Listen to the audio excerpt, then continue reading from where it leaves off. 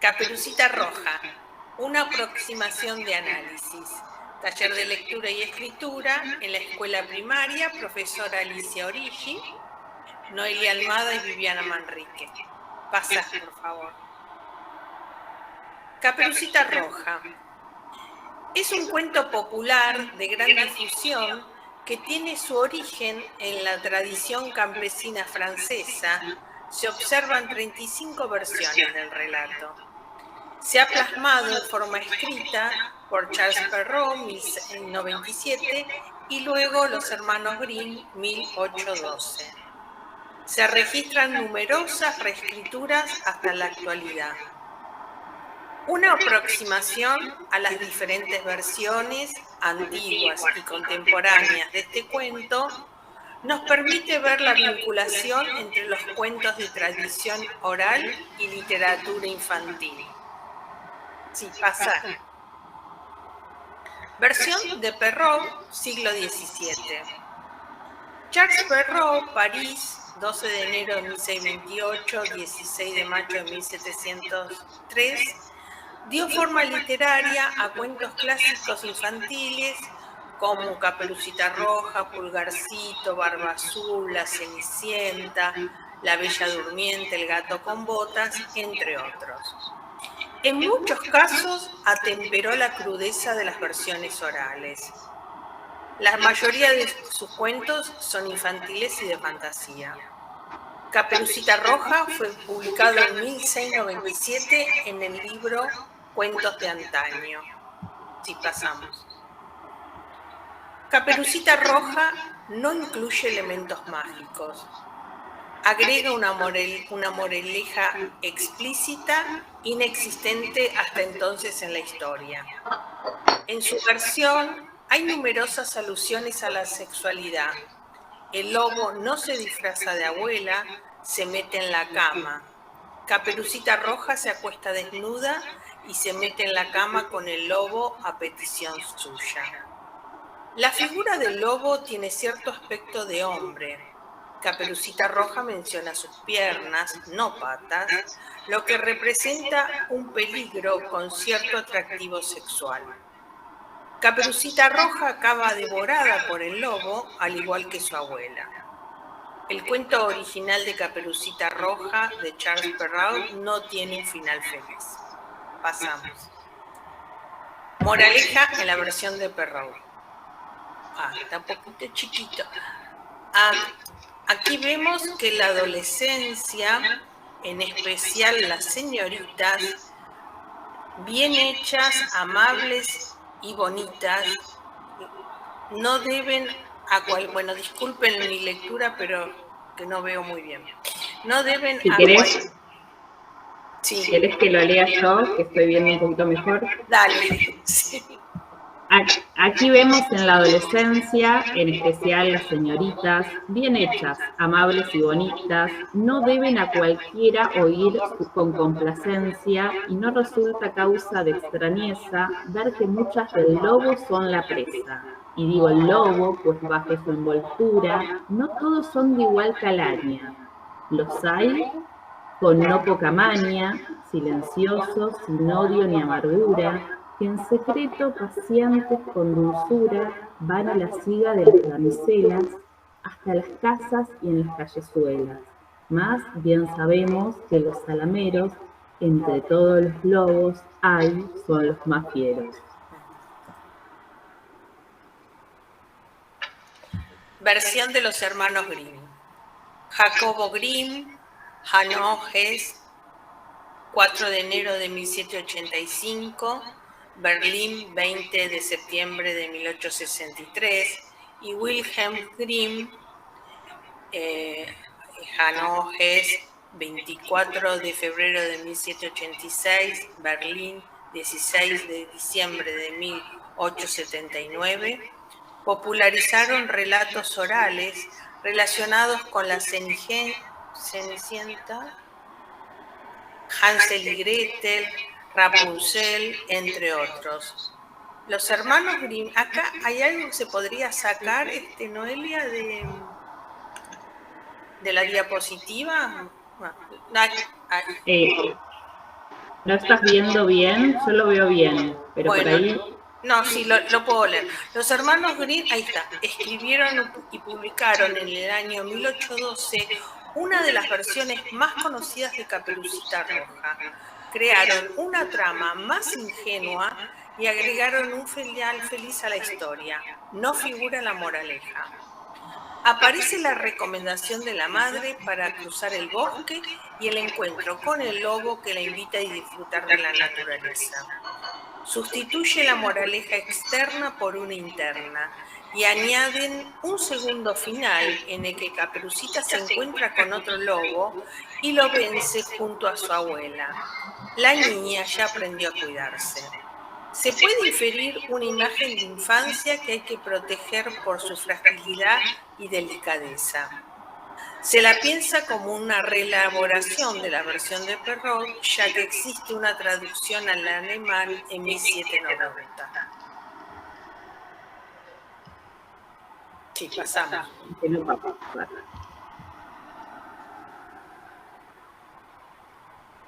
Principales diferencias entre ambas versiones. En la versión de Perrault, la abuela y Caperucita son comidas por el lobo y no son salvadas. No está la función del ayudante, leñador.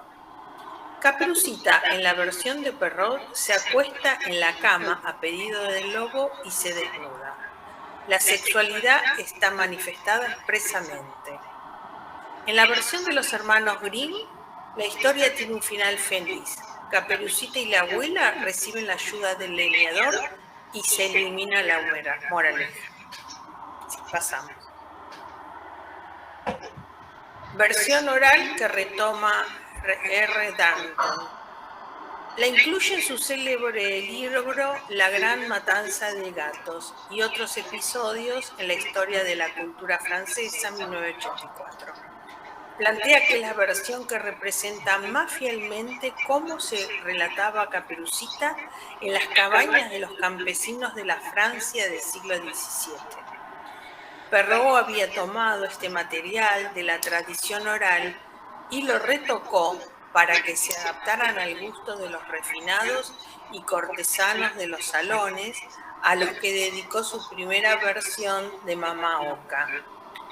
Contes d'un amour, bueno, perdón, en francés, 1697. Pasamos.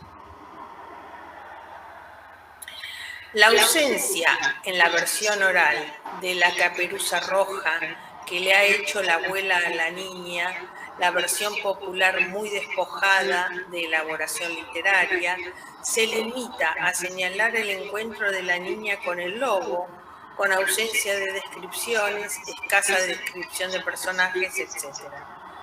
La presencia del lobo como un peligro real y no metafórico. En el siglo XV había antecedentes de pastorcillos que morían por ataques de lobos. Marc Soriano, citado por Colomer, ha estudiado los cuentos populares desde una perspectiva sociohistórica que los contempla como reflejo de la mentalidad de una época históricamente determinada. Un cambio relevante que se ocupa de marcar la concepción de infancia en cada época es la referencia primitiva al canibalismo. Pasamos. ¿Por qué la frecuente y actual reescritura de este cuento? Este cuento ha tenido y sigue teniendo constantes reescrituras. Las sociedades siguen produciendo diferentes caperucitas que intentan actualizarla. Si pensamos en la literatura como una forma de representación de la realidad, Teresa Colomer, podemos pensar que la realidad cambia y así surgen nuevas escrituras para representarla. Los cuentos de hadas que tienen presencia en las antiguas culturas orales han ido evolucionando. Jack Zippers. Para este autor, los cuentos de hadas cambian al mundo y a la vez nos permiten adecuarnos a él. Dice Bruno Bettelheim que son espejos mágicos que reflejan nuestro mundo interno y el de las diferentes etapas para pasar a la madurez. Pasamos. Bien, sigo. Sí. Viviana. Dale. Después, al final, te invito que entre las dos comentemos el cierre, ¿sí? Dale. Bueno, vamos a compartir algunas reformulaciones de este relato popular que es Caperucita Roja, algunas reformulaciones contemporáneas que nos parecieron interesantes. Bueno, en 1982 aparece Cuentos en verso para niños perversos de Roald Dahl. Estuvimos, bueno, conversando algunas veces, hicimos referencias a este texto de Roald Dahl, donde hay varios relatos y uno de ellos es Caperucita Roja y el Lobo. En esta versión, el lobo ya se comió a la abuela en el inicio y está a la espera de la nieta. Cuando llega Caperucita comienza el famoso diálogo y en un momento ella va a provocar el enojo del lobo porque en lugar de preguntarle por sus dientes, la niña altera el relato tradicional o lo que se espera en función de lo que conocemos del relato tradicional y se interesa por el abrigo de piel que cree que lleva el lobo. Este amenaza con comerla y ella saca un revólver y lo mata de un disparo en la cabeza. Con la piel del lobo, la pequeña se hace un abrigo. Podemos decir que así como la sustitución de la moralidad tradicional por la afirmación de nuevos valores, según Teresa Colomer, es una característica típica de la literatura infantil de los años 70, el juego amoral va a aparecer en los años 80, cuando el personaje transgresor no va a ser castigado, como vemos en esta versión de Roald Dahl. Podemos decir que se introduce el humor y hay un cambio de roles. También podemos decir que es una parodia de la versión de Perrault. Lo que se percibe de formato inverso está que nos lleva inmediatamente a la moraleja del relato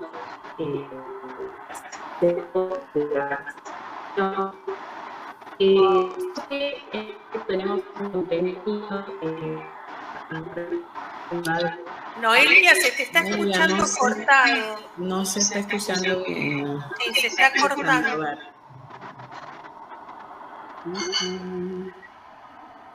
Ustedes no me ven, ya me apagué la cámara, ¿no? Sí. Ahora te escuchamos mejor. No sé, ahí mejor. Bueno, voy más despacio porque más que apagar la cámara no tengo tantas líneas de conexión. Ahora me aparece un poquito más que antes. Bueno, si se corta me dicen. Bien, entonces, este formato en verso nos remite a la moraleja de Perrault y, bueno, y aparece un contenido totalmente sorprendente que va a contrapelo de la versión de Perrault, por eso podemos decir que es una deconstrucción del relato popular, por lo menos del relato popular que nos llega por escrito, no solo a través de Perrault, sino de los hermanos Grimm. Otro texto al que hicimos alusión en algunas oportunidades en el seminario es el de Rossetti, Caperucita Roja, tal como se la contarán a Jorge, que es de 1996. Este texto es un libro álbum que se va a construir desde lo que sucede en el imaginario del lector u oyente del relato. En este caso aparece un adulto y un niño, para dar cuenta de las diferentes representaciones de los cuentos que se van configurando en la mente de cada uno. Podemos decir que se introduce el humor a partir de ese contraste. Acá hay algunas imágenes que incluí, están muy chiquitas, no sé si se ven, pero si conocen el libro, posiblemente recuerden estas imágenes donde aparecen algunos recursos de la historieta para indicar quién está hablando o las imágenes que cada personaje compone en su mente.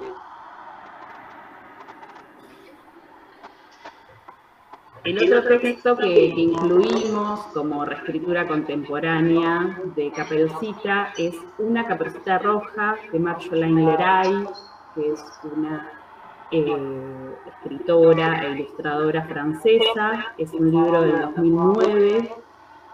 En este libro, ya desde el título, aparece este término una, adelante de Caperucita, que podemos decir que habilita el reconocimiento de otras, ¿sí? Del resto, de todas las versiones del cuento tradicional popularizado por Perrault.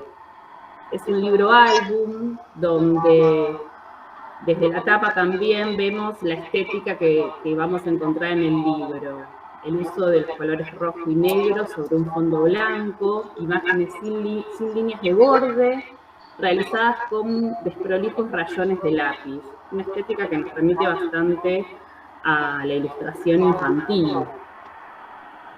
La historia tradicional se ve alterada desde el comienzo. El conocimiento universal del hipotexto favorece el comienzo y media res con el encuentro entre Caperucita y el lobo. ¿Sí? Empieza este texto, solo incluí estas dos imágenes bastante interesantes. No es el inicio, sino una de las últimas imágenes donde la Caperucita le dice que tiene mal aliento. Como podemos ver, no sé si ustedes llegan a leer o conocen este libro y recuerdan su ilustración. Como decía antes, el marco narrativo se omite, librándonos de tiempo, espacio y situaciones secundarias. El centro está puesto en ese encuentro desafiante, con reacciones directas de los personajes que conocen bien sus objetivos. Podemos decir que hay una inversión del rol de la niña. La jovencita inocente toma las riendas de la historia y, partiendo de la tan conocida interrogación sobre las cualidades de su antagonista, rompe el relato tradicional para mostrar un personaje astuto y con cierta malicia. ¿Sí? Este relato, después del intercambio, Caperucita le dice que tiene mal aliento, le da un caramelo e inferimos a partir de esta imagen final, casi final, porque hay otra más, que el caramelo está envenenado y el lobo muere. Otra versión contemporánea, en este caso del 2016, también un libro álbum, es Caperuza, de Beatriz Martín Vidal, artista plástica e ilustradora española. En este caso es autora integral. El poco texto que nos presenta el libro lo escribe ella y también hace las ilustraciones. Y este libro se divide en 3 partes. Una parte la titula Enrojeciendo, otro El juego de las preguntas, otro El juego de las preguntas y Escapando. En esta versión, igual que en la anterior, que en el libro álbum que mostré anteriormente, también aparecen 2 personajes únicamente, Caperucita y el lobo. ¿Sí? Podemos decir que ambos empiezan en media res. El ambiente va a ser bastante sombrío, esto lo podemos ver a partir de las imágenes, ¿sí? Como dije recién, tiene como muy poquito texto. Los colores van a ser el negro, el rojo y el gris, por lo que una y otra vez notamos este ambiente sombrío que se construye con las ilustraciones y con ese poquísimo texto, ¿sí? Es un libro que presenta ilustraciones de gran tamaño e invita a completar la reescritura por todo lo no dicho o lo que se dice a partir de la ilustración. Acá hay algunas imágenes donde vemos a esta niña o niña adolescente emergiendo de esas esos pétalos rojos, ¿sí? Podemos interpretar o decir una niña floreciendo, tal vez. En otra de las imágenes, ¿sí? Vemos a la niña frente a este lobo enmascarado, que se la va a comer, como en la versión de Perrault. Y a continuación vemos cómo ella logra salir, ¿sí? Acá vemos la versión de Grimm, pero no aparece ningún ayudante. Pareciera que esta niña puede salir sola, puede salvarse sola y reafirmarse. Hay una imagen más que yo no la encontré para pegar, después puedo mostrar el libro, acá lo tengo en su versión papel, un libro que a mí me interpela un montón y me parece de una calidad estética impresionante. Y volviendo a la versión de Perrault y de Grimm, me hizo pensar bastante qué conexiones con esas versiones y con todas las reinterpretaciones. Me parece que en esta versión de Beatriz Vidal aparece bastante toda la interpretación psicoanalítica. Digo, ella está pensando en esto, ¿sí? Eso que no encontramos en el relato popular de los campesinos franceses del siglo XVII. Sí encontramos algunos elementos de esas primeras versiones orales, pero bueno, es una obra atravesada por la versión de los hermanos Grimm, de Perrault, y también de todas las reinterpretaciones que se hicieron de esos textos posteriormente. Bien, acá, Viviana, te invito a hacer el cierre o intentar aproximarnos a un posible cierre a partir de algunas preguntas. Y si querés, yo puedo compartir el ítem final, que es el que uno de los que agregué o reelaboré. ¿Se puede agrandar un poquito? ¿Sabes qué? Estaba intentando recién... No, si no está bien. No llegas a leer, ¿no? ¿Sabes que no, sí, no encuentro leo. cómo agrandarlo? Voy a leer despacio. Sí. Voy a leer despacio porque, bueno, me requiere un poco más de esfuerzo. Quizás la humanidad necesita escribir sobre sus propios cambios y cómo Caperucita va transitándolos. Los hermanos Grimm, más de 100 años más tarde, le salvaron la vida a Caperucita y a la abuela. Estos autores interpretaron que la sociedad se había vuelto menos peligrosa o que las Caperucitas ya habían aprendido la lección, o tal vez un nuevo imaginario de infancia asomaba y por lo tanto había que suavizar los textos. Las Caperucitas no van más por el bosque a hacer sus visitas. Ellas se suben a las autopistas que están iluminadas y libres de animales hambrientos. No dejamos de reescribir este cuento que alerta sobre la seguridad de una linda niña que se está convirtiendo en una bella mujercita. ¿Será que aprender a cuidarnos es un tema universal y su aprendizaje es un tema eterno? Tal vez las numerosas... ¿Sí? Sí, ¿querés que yo lea este último agregado que tiene que ver con los últimos ajustes que hice? Sí. Bueno, estas preguntas que compartió Viviana recién, las pensamos un poco a partir de reflexiones que fue haciendo ella, que fui haciendo yo también, a partir de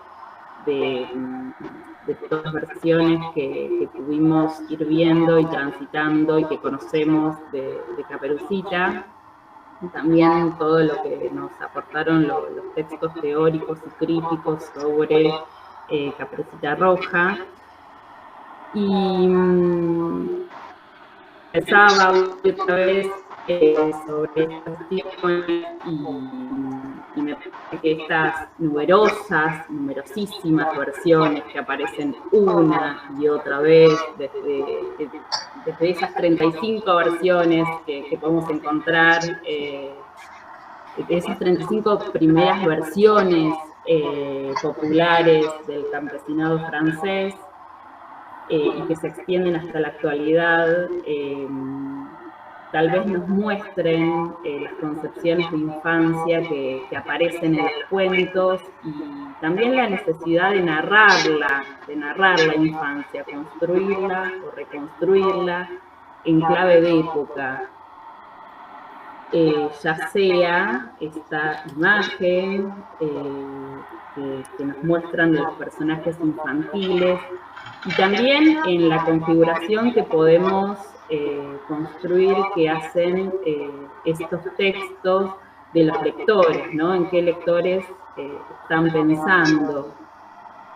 Bueno, esto a modo de cierre, por ahí hay más preguntas que afirmaciones, pero me parece que es un texto como de una potencia muy, muy fuerte, que nos hace volver a esas primeras escrituras de los hermanos Grimm, de Perrault, bueno, la versión de Darton y demás estudiosos que nos traen los primeros relatos orales y, bueno, todas las intertextualidades que podemos ir haciendo, tal vez nos permiten aproximarnos a algunas posibles interpretaciones, pero también nuevas preguntas.